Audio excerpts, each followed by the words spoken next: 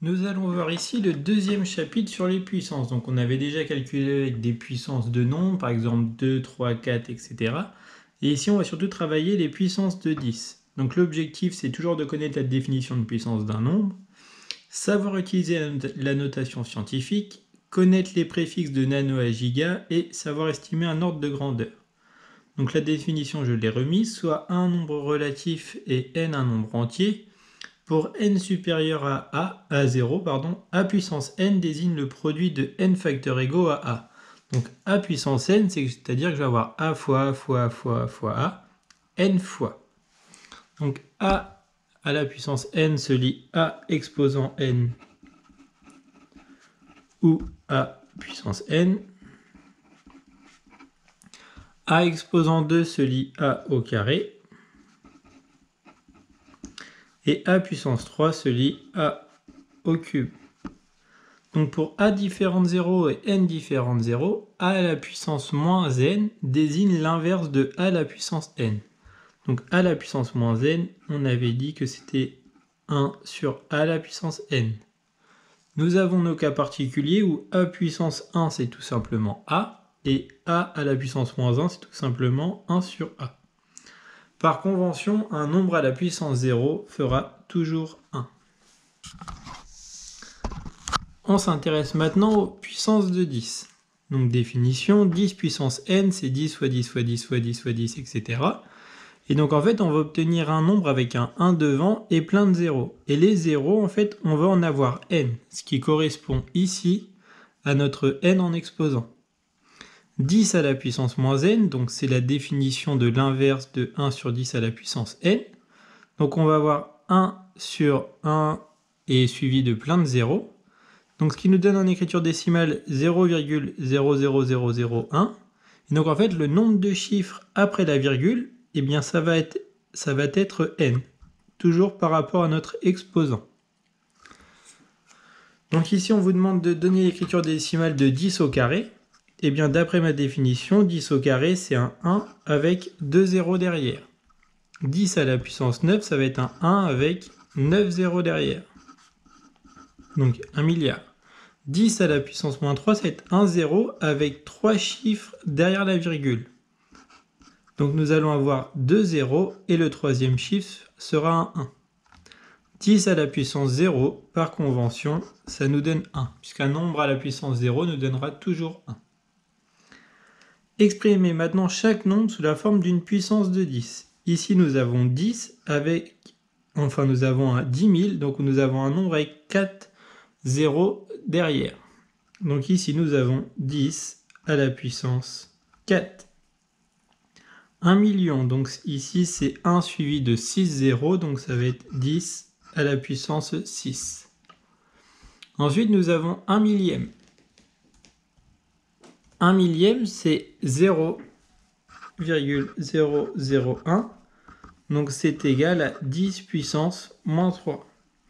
Ici nous avons 3, 6, 8 chiffres après la virgule, donc 10 puissance moins 8.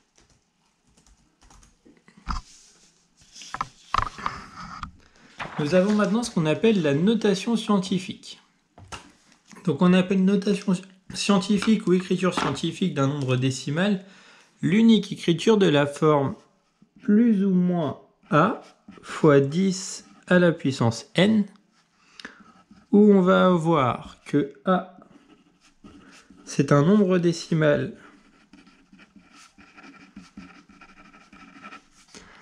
tel que a il soit compris entre 1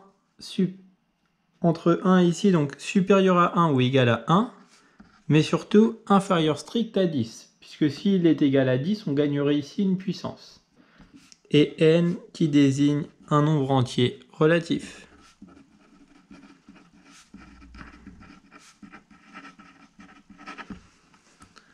Donc, dans nos exemples, on vous demande de trouver les notations scientifiques. Donc, le premier, nous avons 617 millièmes fois 10 puissance 4.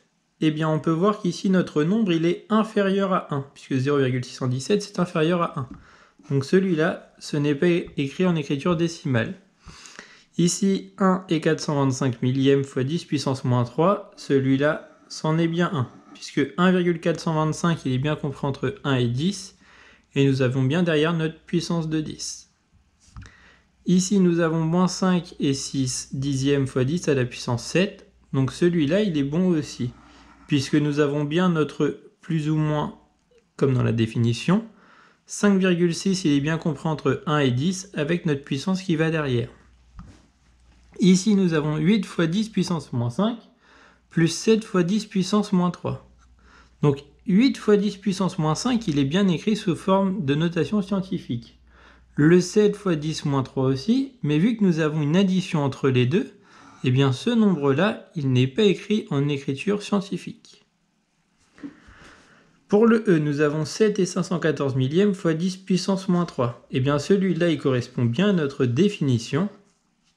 Et pour le petit f, nous avons 0 et 7 centièmes fois 10 puissance 6. Eh bien 0 et 7 centièmes, il est inférieur à 1. Donc on ne l'accepte pas.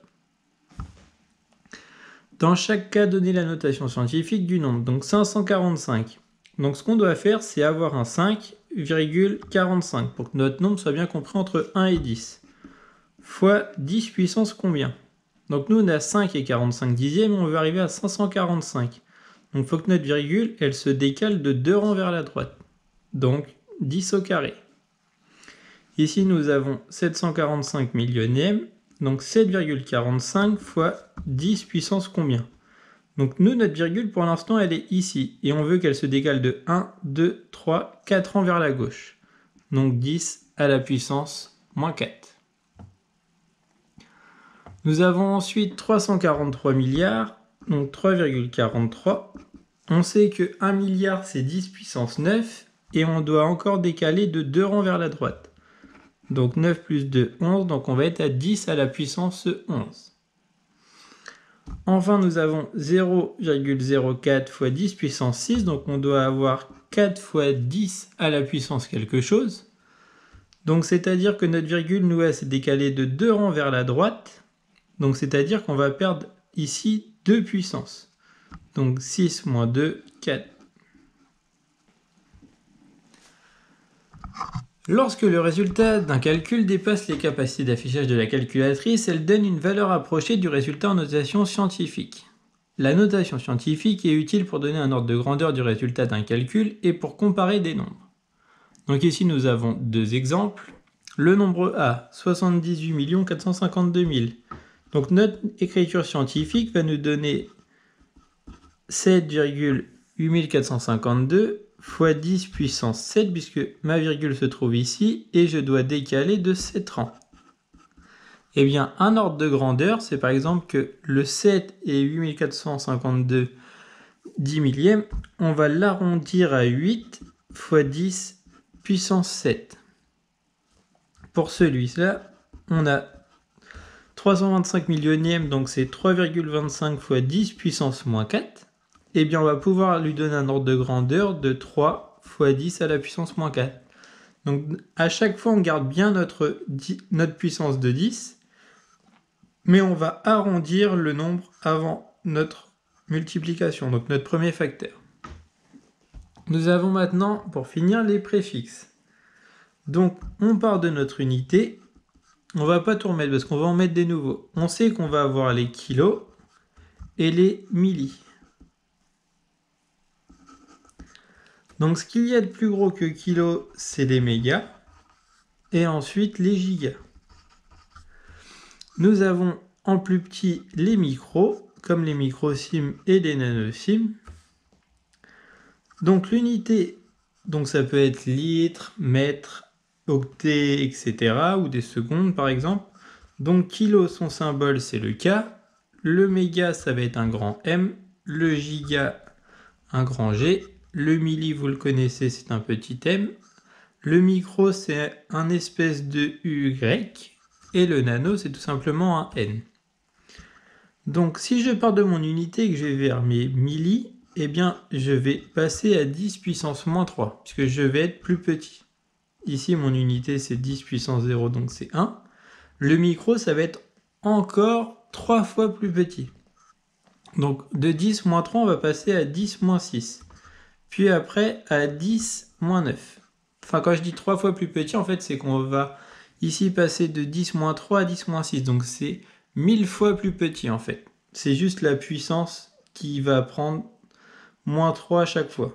Mais pour passer d'ici à ici, vous faites une division par 1000. De l'autre côté, ce qu'on va faire, c'est qu'on va à chaque fois multiplier par 1000. Donc, en fait, à chaque fois, on va multiplier par 10 puissance 3. Donc, 10 puissance 3 pour les kilos, 10 puissance 6 pour les mégas, et pour les gigas, 10 puissance 9. Donc, si nous avons 1 micromètre, eh bien, 1 micromètre, par définition, c'est 10 moins 6 mètres. Donc, en écriture décimale, ça nous donnerait 0,000001 1 centilitre. 1 centilitre, c'est 10 moins 2 litres. Donc, c'est pas dans le tableau, mais on le sait, puisqu'on a les litres, les décilitres et les centilitres. Donc, 10 moins 2. Une nanoseconde, eh bien, d'après notre tableau, c'est 10 moins 9 secondes. 1 gigaoctet, d'après notre tableau, c'est 10 puissance 9 octets, donc 1 milliard d'octets. 1 mégaoctet, c'est 10 puissance 6 octets, donc 1 million d'octets. 1 kg, bah ça on le sait, c'est 1000 grammes, donc 10 puissance 3. Et voilà.